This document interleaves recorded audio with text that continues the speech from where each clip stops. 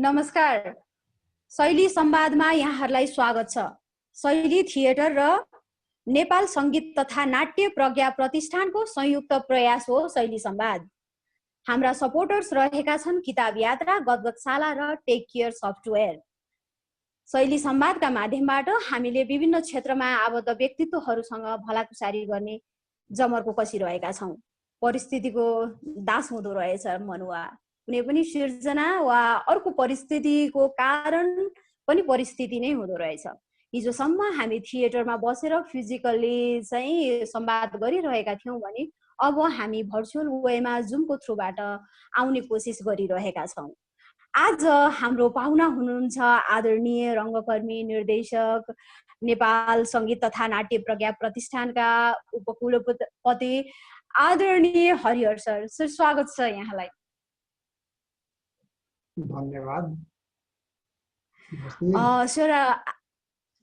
Sir, आज हामी नाटककै कुरा गरौँ। नाटक, नेपालमा नाटकको इतिहास सम्झिँदाखेरि चाहिँ यहाँले नेपालमा नाटकको सुरुवात कसरी भयो होला भनेर भन्नुपर्दा कसो भन्नुहुन्छ?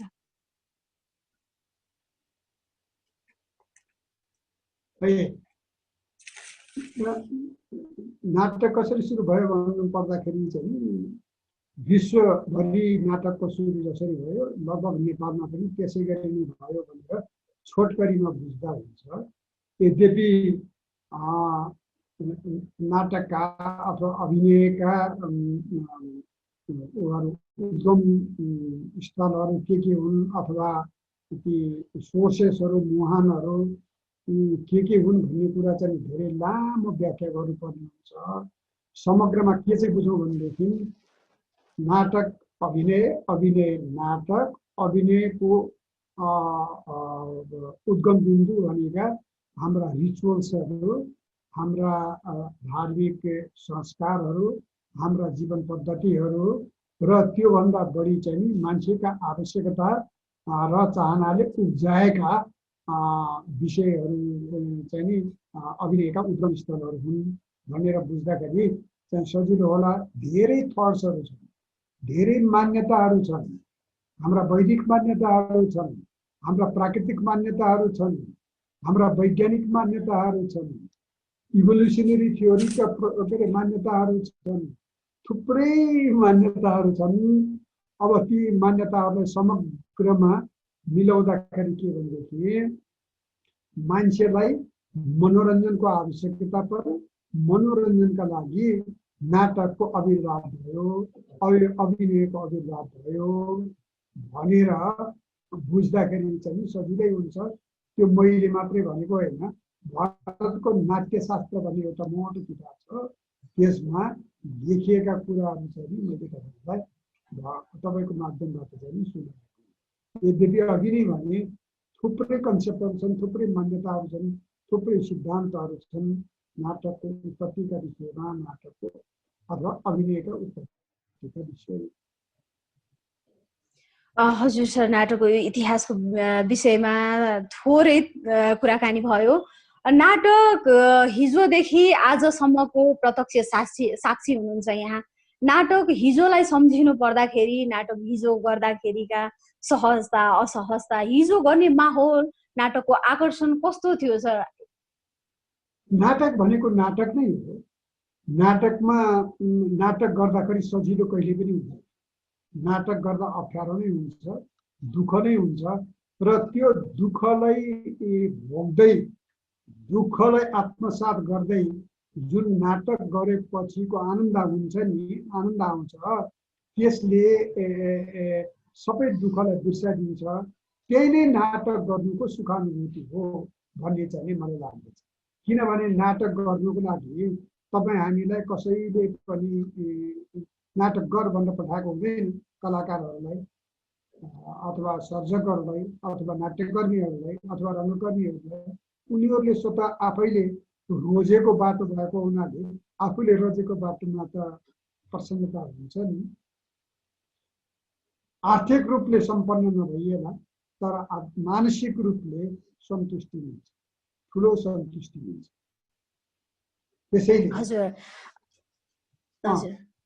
त्यसैले नाटक हामी आफ्नो आफ्नो सुखका लागि आफ्नो सन्तुष्टिका लागि गर्छौँ भनेर भन्छौँ, तर होइन, हामीले अरूको सुखको लागि अरूको सन्तुष्टिको लागि पनि नाटक गरेका हुन्छौँ।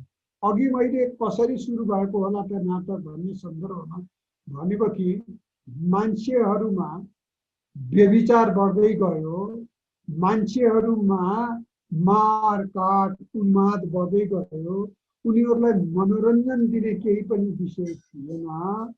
त्यसैले ऋषिमुनिहरूले ब्रह्माजीलाई पाँचवटा के अरे वेदहरू, चारवटा वेदहरू बाट पुगेन, नाटक गर्नको लागि एउटा अलगै वेदको सिर्जना गर्नु पर्यो भनेर पञ्चम वेद भन्ने चाहिँ सिर्जना भयो, जसलाई चाहिँ भरतले त्यसलाई इम्प्लिमेन्ट गरे, ऋषि भरतले, र त्यसलाई भरतको नाट्यशास्त्र भन्दछ। त्यो भित्र व्यापक कुराहरू छन्। यो मैले वैदिक अघि नै भने वैदिक कालका कुराहरू गरेँ, अथवा त्यति पुरानो हो कि नाटकको इतिहास। र नेपालमा पनि त्यसै गरी नै नाटक चाहिँ अगाडि बढ्दै आएको छ। हाम्रा लोकगीतहरूबाट, हाम्रा लोक नाटकहरूबाट, हाम्रा लोक कथाहरूबाट, हाम्रा लोक पद्धतिहरूबाट, हाम्रा भनाइहरूबाट, हाम्रा बाउ बाजे बुढा आमाले सुनाएका कथाहरूबाट हाम्रा नाटकहरू अगाडि बढ्दै गएका हुन्। र त्यसपछिबाट हामी लेखकहरूले आफूले प्रतिपादन गरेका, आफूले सृजना गरेका नाटकहरू आउँदै गए र तिनीहरू गर्दै गए। त्यसैले क्लासिफाई हुँदै गए, नाटकका विभिन्न स्वरूपहरू हुँदै गए। हामी त्यसरी चाहिँ छोटकरीमा बुझ्न सक्दछौँ। हजुर सर, यहाँले भर्खरै भन्नुभयो नाटकका विभिन्न स्वरूपहरू हुँदै गए, विभिन्न समयमा राजनीतिक, आर्थिक, सामाजिक परिवर्तन हुँदै जाँदाखेरि नाटकका विषयवस्तुहरू, प्रस्तुतिहरू पनि फरक हुँदै गए। यहाँले देख्नुभएको उल्लेखनीय परिवर्तनहरू के हुन् हिजो र आजलाई समयक्रममा विभाजन गर्दै हेर्दाखेरि? त्यो त प्रश्न छ।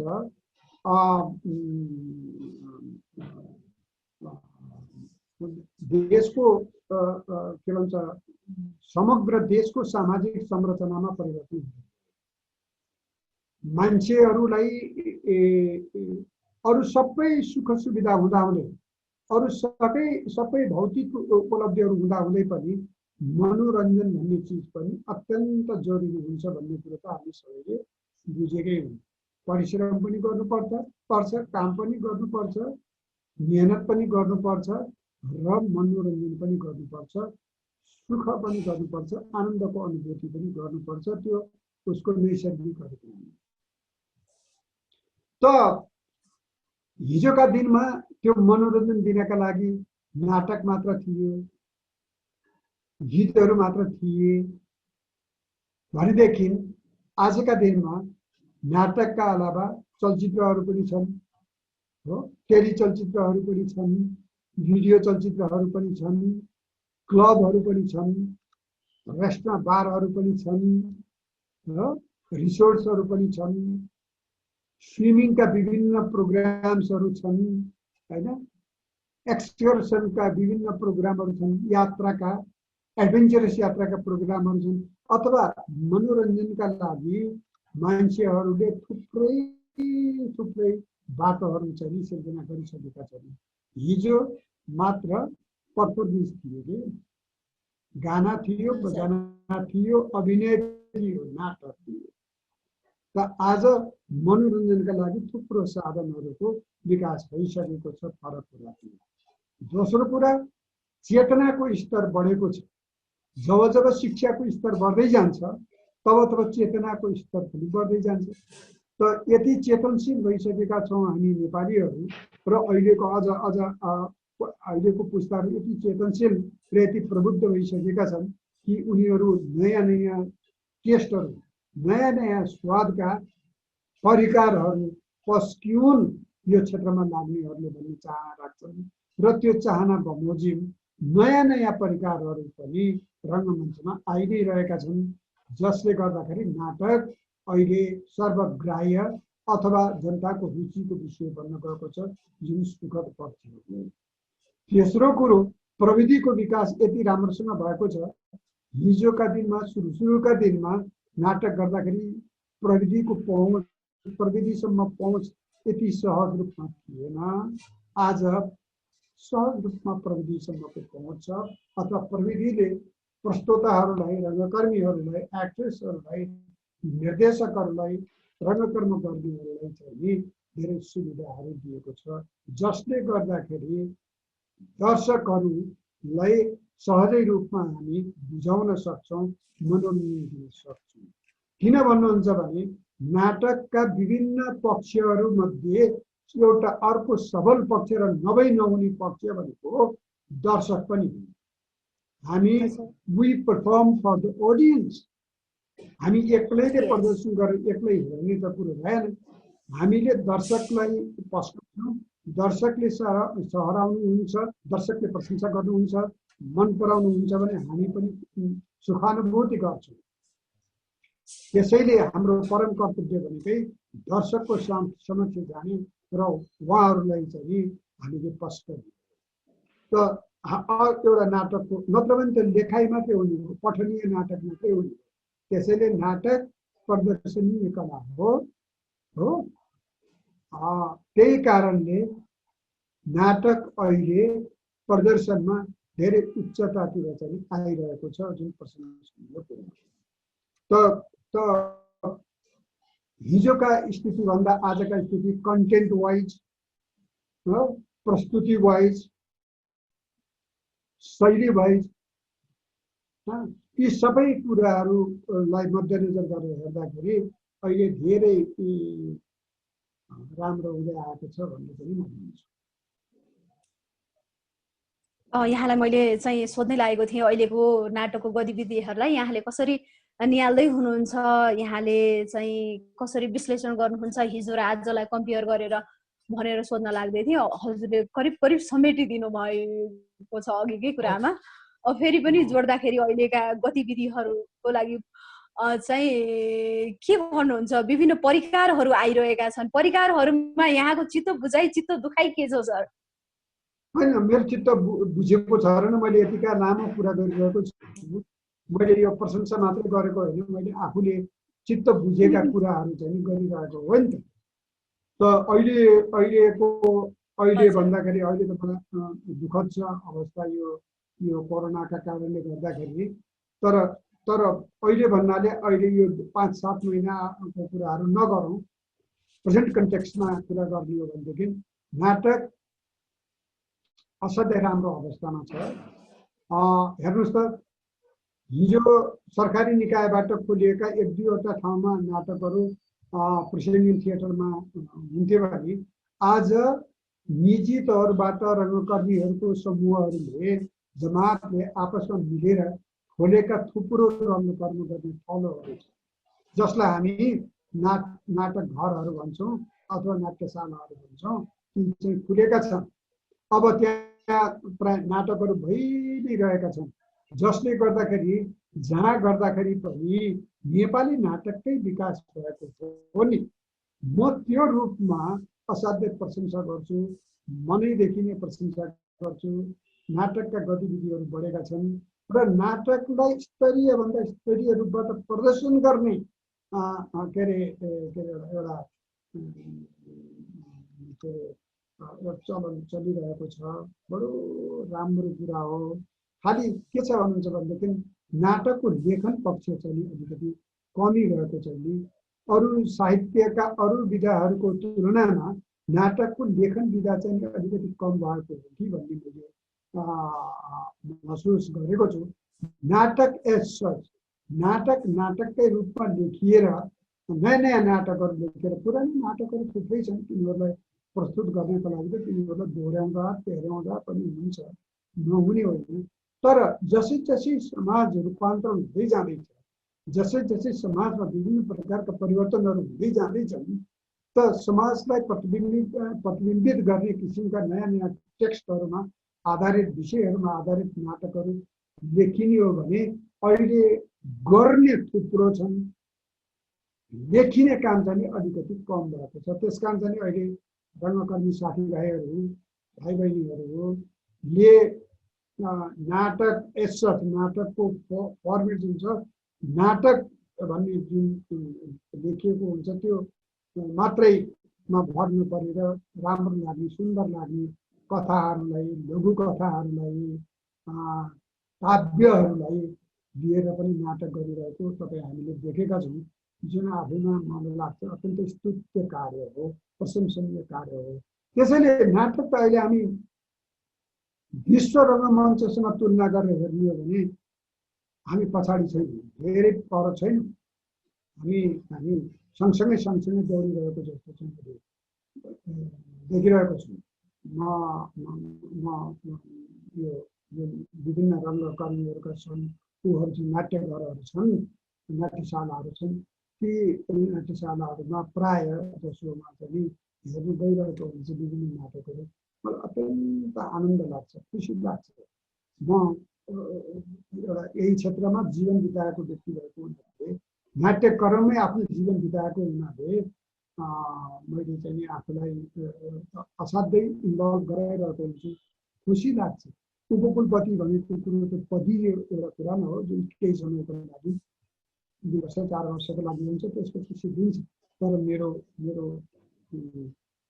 मूल पहिचान र मेरो मूल कर्म र मैले आफूलाई आफ्नो जीवन बिताउने क्षेत्र भनेको त रङ्गमञ्च नै हुने, अभिनय नै हुने।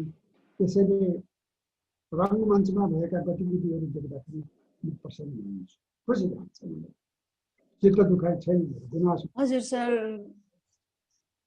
हजुर सर, खुसी लाग्छ भनेर भन्नुभयो। हामीसँग विश्वसँग रङ्गमञ्चमा प्रतिस्पर्धा गर्न सक्ने छेउछेउमै पुगिसकेका छौँ भनेर भन्नुभयो। नेपाली रङ्गमञ्चहरू बढी पनि रहेका छन्, हाम्रा क्वालिटीहरू बढ्दै गइरहेका छन्। तर यति हुँदाहुँदै पनि फेरि पनि रङ्गमञ्चको स्थिति, रङ्गकर्मीको स्थिति चाहिँ जीर्ण हुनु वा भनौँ आर्थिक रूपमा फस्टाउन नसक्नुको कारण चाहिँ के होला सर? यो लामो अनुभवले के भन्छ? यो तपाईँ हामी सबैले बुझेको कुरा हो के। तपाईँ जतासुकै हेर्नुहोस्, रङ्गकर्ममा लागेकाहरू, मैले भने रङ्गकर्ममा हामी आफैले रोजेर गएको, कसैलाई गुनासो बिसाउने ऊ त छैन, दोष दिने ठाउँ पनि छैन।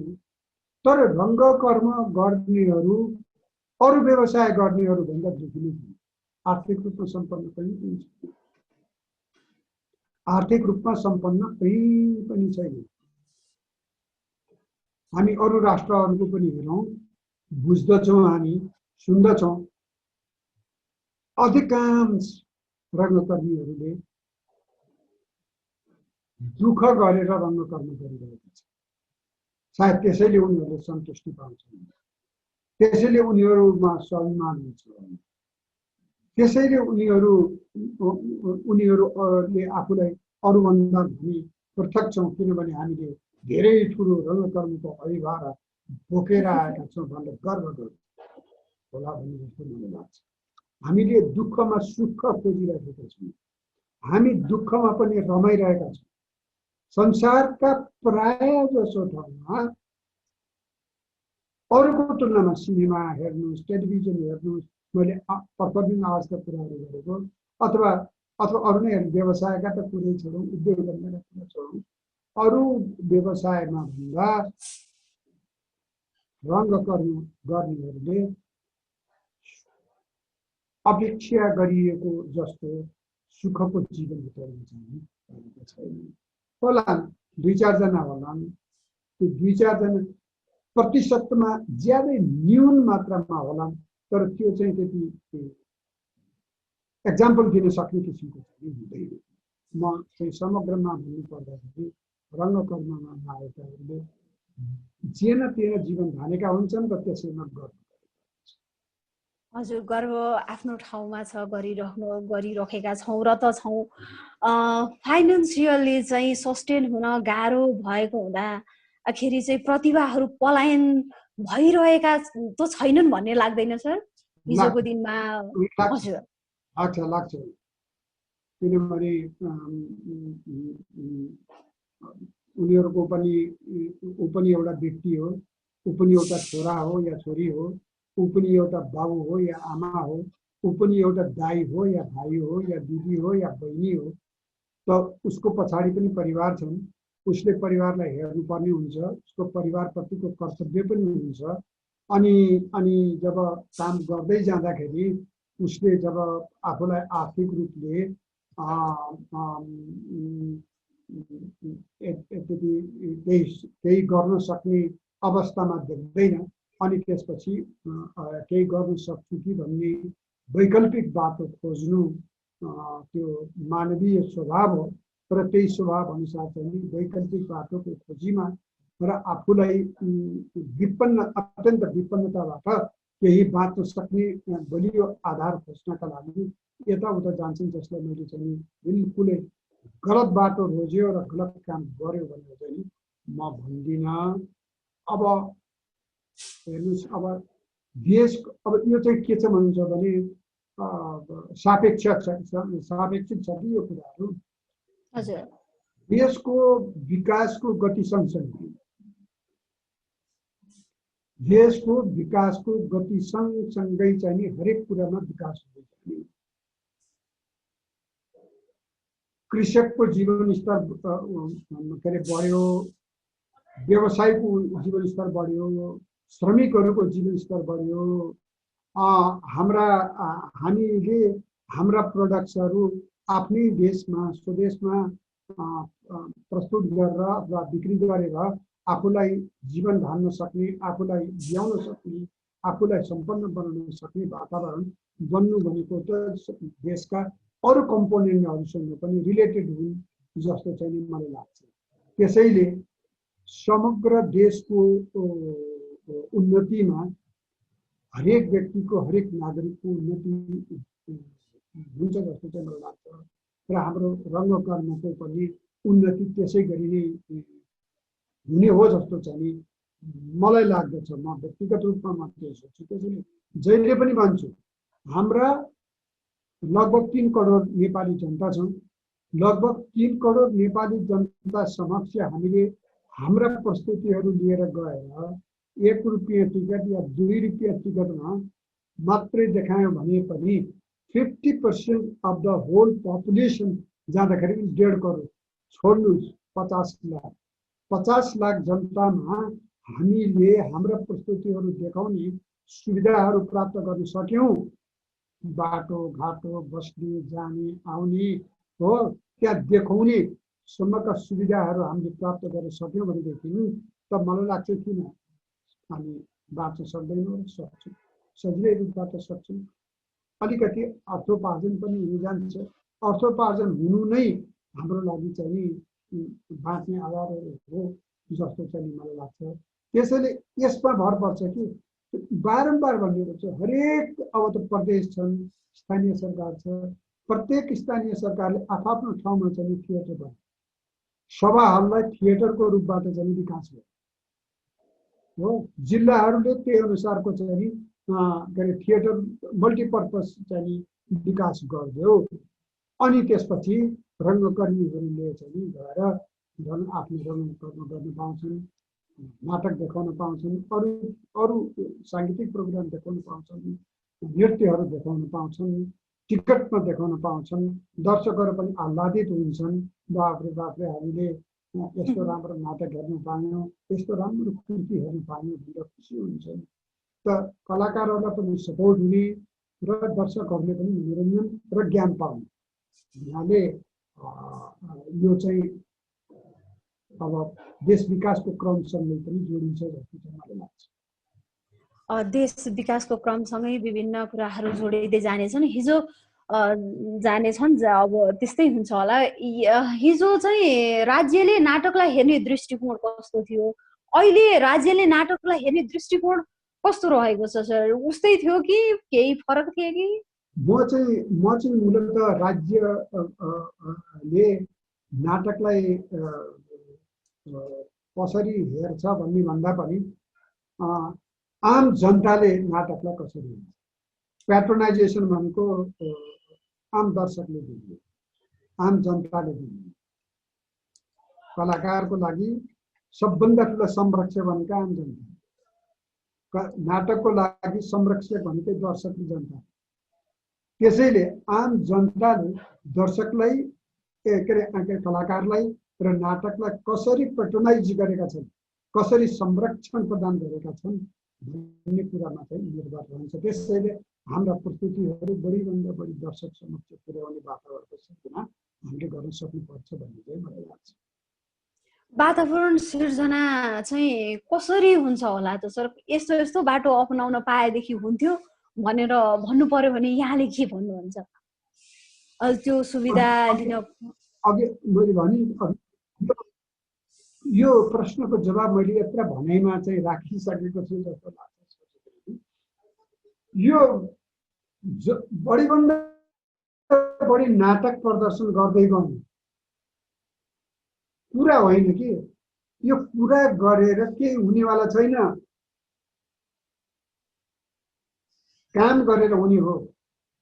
बढीभन्दा बढी नाटकहरू तयार गरेर प्रदर्शन गर्दै गर्नु र त्यो प्रदर्शनलाई हामी बढीभन्दा बढी दर्शकको माझमा बढीभन्दा बढी ठाउँमा जिल्ला जिल्ला गाउँ गाउँमा पुर्याउन सक्ने वातावरण बन्न सक्यो भनेदेखि अब कसरी बन्छ त भन्नुहुन्छ भने अघि त्यो कुरा पनि भनिसक्यो। हाम्रा राज्यका हो, यहाँनिर राज्यले हेर्ने दृष्टिकोण, स्थानीय तह छन्, अब त उनीहरू एकदम बलिया छन्।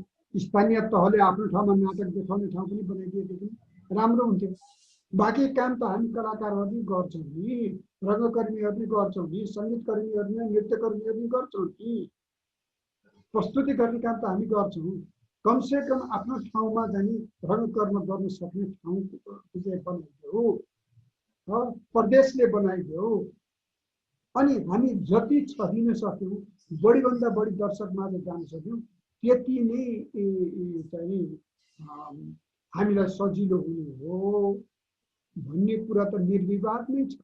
यो त तपाईँ हामी सबैले स्वीकारेकै कुरा। त्यही हो बात। जानको लागि, यहाँबाट जानको लागि तपाईँ सुदूरपश्चिमको एउटा रिमोट एरियामा गएर त्यहाँ चाहिँ एउटा नाटक देखाउँदाखेरि मानिलिनुहोस् त्यहाँ चाहिँ नि के अरे 50,000 के अरे पपुलेसन छ। त्यो पपुलेसनमा हामीले नाटक पुर्याउनु त हाम्रो कर्तव्य हो नि, हो त। त्यो नाटक जानको लागि हामीलाई समस्या, किफायती ढङ्गबाट जानको लागि भन्नुको मतलब बाटोघाटो हुनु पर्यो, भन्नुको मतलब नाटक देखाउनका लागि त्यहाँनिर मतलब अरू भौतिक पूर्वाधारहरू हुनु पर्यो, जस्तै बिजुली हुनु पर्यो, हो, साउन्ड बजाउनका लागि बिजुली हुनु पर्यो, देखाउनको लागि चाहिँ स्पेस हुनु पर्यो। अनि त्यहाँ पुगेर बस्नका लागि चाहिँ ठाउँ हुनु पर्यो। यस्ता कुराहरू त बिहाइन्ड द स्क्रिनका कुराहरू हुन् नि, म्यानेजमेन्टका कुराहरू। म्यानेजमेन्ट गर्नका लागि जबसम्म त्यो यी सुविधाहरू हुँदैनन् तबसम्म चाहिँ गाह्रो परिरहेछ। के छटपटाइरहेका छन् रङ्गकर्मीहरू? हरेक ठाउँमा गएर नाटक देखाउनको लागि, कोलमचुङ्गोलामा गएर नाटक देखाउनको लागि एकदमसँग चाहिँ तयार छ, हो। त यो भावनाको विकास चाहिँ भइरहेको छ। अझै पनि हामीले स्थानीय तहलाई, प्रदेश सरकारहरूलाई, केन्द्र सरकारहरूलाई चाहिँ घचघच्याएर जानुपर्छ भन्ने चाहिँ मलाई लाग्छ। र त्यसमा चाहिँ सङ्गीत नाट्य प्रज्ञा प्रतिष्ठानले पनि एउटा के भन्छ सहयोगीको भूमिका खेल्नुपर्छ, खेल्ने गर्छ पनि र खेल्नुपर्छ भन्ने चाहिँ मलाई लाग्छ। यति बेला चाहिँ नाटकका कोर्सहरू भनौँ 3 महिना वा 6 महिनाको कोर्स कतैबाट कुनै नाट्य संस्थाबाट सिक्ने, त्यसपछि त्यति ज्ञानबाट नै नाटक गर्ने प्रचलन रहेको छ। अनि धेरैजनाले चाहिँ यति बेला होइन नाटकको स्कुल पनि आवश्यक परेको छ है भनेर भन्नुभएको छ। यहाँलाई के लाग्छ सर, नाटकको स्कुल हुनुपर्छ जस्तो लाग्छ कि कस्तो लाग्छ?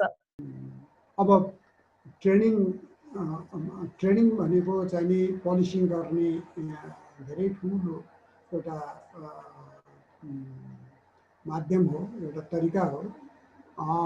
अब तपाईँ पलिस भएर, अलिकति ज्ञाता भएर, अलिकति त्यो विषयमा जानकार भएर कुनै पनि क्षेत्रमा जानुभयो भनेदेखिलाई चाहिँ नि त्यसले तपाईँलाई मद्दत नै गर्छ।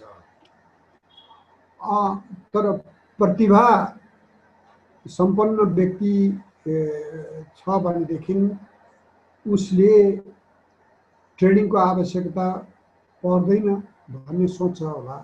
तर प्रतिभा एउटा कुरा भयो, ट्रेनिङ अर्को कुरा भयो। प्रतिभा सम्पन्न व्यक्ति भनेको चाहिँ नि क्वालिटीको कुरा भयो। ऊ क्वालिटी युक्त एउटा यस्तो वस्तु हो जसलाई ट्रेनिङले अझ चम्काउन सक्छ। त्यसकारण चाहिँ नि ट्रेनिङ भनेको चाहिँ नि दिँदा राम्रो हुन्छ। प्राविधिक कुराहरू हुन्छन्, प्रतिभा आफूसँग हुन्छ, प्रविधि अलगै कुराहरू हुन्छन्। त्यसैले ट्रेनिङले तपाईँलाई प्रविधिसँग परिचित तुल्याउँछ, कुन कुरा कसरी गर्ने भन्ने कुरा सिकाउँछ। त्यसैले तपाईँलाई एउटा आफ्नो क्षेत्रमा, अभिनयको क्षेत्रमा या निर्देशनको क्षेत्रमा या तपाईँ कुनै के अरे लाइट डिजाइनिङको क्षेत्रमा या साउन्ड डिजाइनिङको क्षेत्रमा तपाईँले आफूलाई एउटा के भन्छ ट्रेन पर्सनालिटीको रूपमा अथवा ज्ञान सिकेको व्यक्तिको रूपमा आफूलाई प्रस्तुत गर्न सक्नुहुन्छ। त्यसैले आफै मूल्याङ्कन गरौँ सबैले, ट्रेनिङको आवश्यकता छ कि छैन। म त भन्छु यस्तो ट्रेनिङले मान्छेलाई अझ बढी पोक्त बनाउँछ, अझ बढी राम्रो बनाउँछ, ज्ञानी बनाउँछ, त्यो विषयको ज्ञाता बनाउँछ। ज्ञाता भएर काम गर्दाखेरि चाहिँ उसैलाई नै राम्रो हुने कुरा भएको हुनाले चाहिँ ट्रेनिङ लिनु राम्रो हो भनेर चाहिँ म भन्न सक्छु। बाँकी कुरो चाहिँ नि लिने व्यक्तिकै स्वविवेकमा भर पर्ने कुरा हो। यदि मलाई यो ट्रेनिङको आवश्यकता छैन भन्ने लाग्छ, म यत्तिकै सक्षम छु भन्ने लाग्छ भने ओके, राम्रो कुरा हो। प्रतिभा भनेको त सूर्यको के अरे किरण जस्तै हो, जसलाई कुनै हत्केलाले छेक्न सकिँदैन। हजुर सर, तर प्रतिभा सम्पन्न व्यक्तिलाई पनि केही प्रविधिहरूको, केही टेक्निकल नलेज हुँदाखेरि सुनमा सुगन्धको काम गर्छ जस्तो चाहिँ मलाई लाग्छ। हजुर सर, ट्रेनिङले मात्रै पुगेन, अझ स्कुल नै चाहियो भन्ने खालको कुरा पनि आइरहेको हुँदाखेरि स्कुल चाहिँ के भन्नुहुन्छ भनेर जिज्ञासा थियो मेरो। होइन, अब ट्रेनिङको लागि त ठाउँ चाहियो, त्यो ठाउँको नाम स्कुल हो। कस्तो किसिमको स्कुलको कुरा हो त्यो चाहिँ त मलाई क्लियर भएन। ट्रेनिङ लिने ठाउँ चाहियो, त्यो ठाउँको नाम स्कुल हो। विद्यार्थीले सिक्नु त स्कुल या कलेज नै भन्छन् नि। हजुर सर, यति लामो भोगाईमा चाहिँ विभिन्न रमाइला अप्रिय घटनाहरू घटे होलान्। यहाँले चाहिँ नाटक गर्दाखेरिको कुनै एउटा रमाइलो क्षण सम्झिनुहुन्छ? धेरै होलान्। होइन, मेरो प्रत्येक क्षण रमाइला, प्रत्येक क्षण मेरा नरमाइला क्षणहरू चाहिँ केही पनि छैन। मैले चाहिँ नि हमेसा हेर्नुहोस्, जीवनभरि सङ्घर्ष गरेँ, अनुशासित जीवन बिताएँ, सङ्घर्ष गरेँ।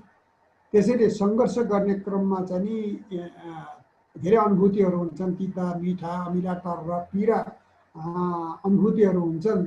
ती सबै सम्झन थाल्यो भने मान्छेलाई फेरि थकाउँछ, अगाडि बढ्न गाह्रो हुन्छ। त्यसैले तिनीहरूलाई थाँती राख्दै विगतलाई चाहिँ पोल्टामा बाँधेर तिनीहरूलाई एउटा शक्तिको रूपमा चाहिँ नि लिएर अगाडिपट्टि बढ्दै जानुपर्छ भन्ने मेरो मान्यता भएको हुनाले म चाहिँ मेरा तिता मिठा कुराहरूलाई सम्झेर दोहोऱ्याउन चाहिँ चाहन्न। त्यो मेरो स्वभाव हो। मैले प्रायः मेरो अनुहारवादहरू यही भन्छु। एकदमै राम्रो सर। सङ्गीत नाट्य प्रतिष्ठानले चाहिँ अब नाट्य क्षेत्रमा केही गर्नको लागि भावी योजनाहरू केही बनाएको छ सर यति बेला? डेफिनेटली सङ्गीत नाट्य प्रज्ञा प्रतिष्ठानमा नाट्य विभाग नै छ नि।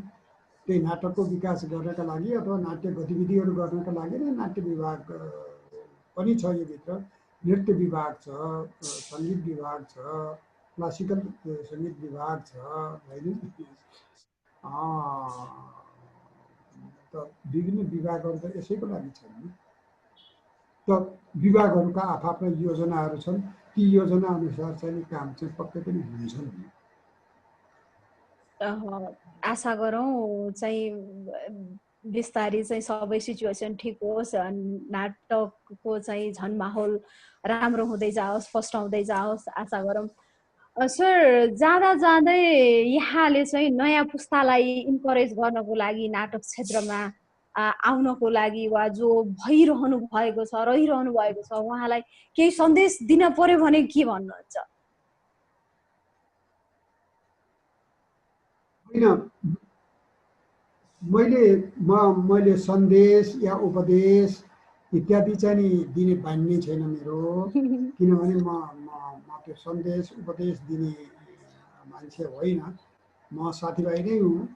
त्यसैले मेरा साथीभाइहरूलाई म के भन्छु, अपकमिङ साथीभाइहरूलाई, आउँदै गर्नुभएका साथीभाइहरूलाई के भन्छु भनेदेखि, तपाईँहरूले बुझ्नु भएको छ, हेर्नुहोस्, मैले पण्डित त्यही चाहिँ नछाडौँ, तपाईँहरूले बुझ्नु भएको छ, दुःख छ, दुःखको बाटो रोज्नु भएको छ, दुःख गर्दै अगाडि बढ्नु भएको छ, तर राष्ट्रिय धेरै ठुलो दायित्वलाई काँधमा राख्नु भएको छ। धेरै ठुलो पाटो हो, धेरै ठुलो विधा हो, साहित्य सङ्गीत र कलाको पाटो भनेको ज्यादै ठुलो पाटो हो। त्यसलाई एकदमै आफ्नो शिरमा, आफ्नो काँधमा, आफ्नो छातीमा राखेर हिँड्नु भएको छ, त्यसैले महत्त्वपूर्ण छ। तर दुःखको बाटो रोज्नु भएको छ। दुःखका साथसाथै सुख पनि योभित्र छन्। ती सुखहरूलाई खोज्ने र निकाल्ने काम चाहिँ हामीहरूकै हो। नआत्तिनुहोस्, धैर्य गर्नुहोस्, दुःख गर्दै जाँदा सुख हुन्छ, सुखका दिनहरू पनि अवश्य आउँछन्। अब अहिले वर्तमान अवस्थामा यो 5-7 महिना 4-5 महिनादेखि चाहिँ असाध्यै दुःखद दिनहरू बितिरहेका छन्, त्यो हामीलाई थाहा छ, मलाई राम्रोसँग थाहा छ। यो कोरोना भाइरसका कारणले गर्दाखेरि हामीले केही गतिविधिहरू गर्न पाएका छैनौँ। सबैले रङ्गकर्मी साथीहरूले आफ्ना आफ्ना जुन हलहरू छन् त्यसलाई बन्द गरेर बस्नु परेको छ। आफ्ना नाट्य गतिविधिहरूलाई चाहिँ सङ्कोचनमा राखेर बस्नु परेको छ, बन्द गरेर बस्नु परेको छ। हामी बुझ्दछौँ कति पीडा हुन्छ होला भनेर। त्यसैले यो यो यो रोगसँग बस्ने सङ्घर्षका साथसाथै नाटकलाई पनि कसरी जीवन्त राख्दै विभिन्न माध्यमहरूको खोजी गर्दै चाहिँ अगाडि बढौँ भन्ने चाहिँ म सबैमा अनुरोध गर्न चाहन्छु। यति। हस् सर, धेरै धेरै धन्यवाद। यहाँले महत्त्वपूर्ण समय दिनुभयो हाम्रो लागि। हामीले संवादमा नाटकका विविध विषयमा छलफल गर्ने जमर कस्यौँ। यहाँलाई धेरै धेरै धन्यवाद सर। Thank you. नेपाल सङ्गीत, thank you so much sir. Nepal सङ्गीत तथा नाट्य प्रज्ञा प्रतिष्ठान र शैली थिएटरको संयुक्त प्रयास हो यो शैली संवाद। यहाँहरूले यसरी नै संवादलाई हेरिरहनुहुनेछ, माया गर्नुहुनेछ भन्ने हामीले आशा राखेका छौँ। हाम्रा सपोर्टर्स रहेका छन् किताब यात्रा, टेक केयर सफ्टवेयर र गदगदशाला। किताब यात्रा मार्फतबाट यहाँले आफूलाई चाहिएको किताब फोन वा अनलाइनबाट अर्डर गरेर घरमै पाउन सक्नुहुनेछ। टेक केयर सफ्टवेयरबाट website design, digital marketing, mobile app डिजाइनिङहरू गर्न सक्नुहुनेछ भने गदगदशाला एउटा नाटक र चाहिँ सिरियलको दुइटै टेस्टलाई चाहिँ ब्लेन्ड गरेर आउने क्रममा रहेको एउटा श्रृङ्खला रहेको छ। यतिन्जेलसम्म हामीलाई साथ दिनुभयो, हाम्रा कुराहरू सुनिदिनु भयो, यसको लागि धेरै धेरै धन्यवाद। हामी संवाद मार्फत फेरि आउने नै छौँ। अब चाहिँ बिदा माग्दछौँ हामी। हस्, धेरै धेरै धन्यवाद।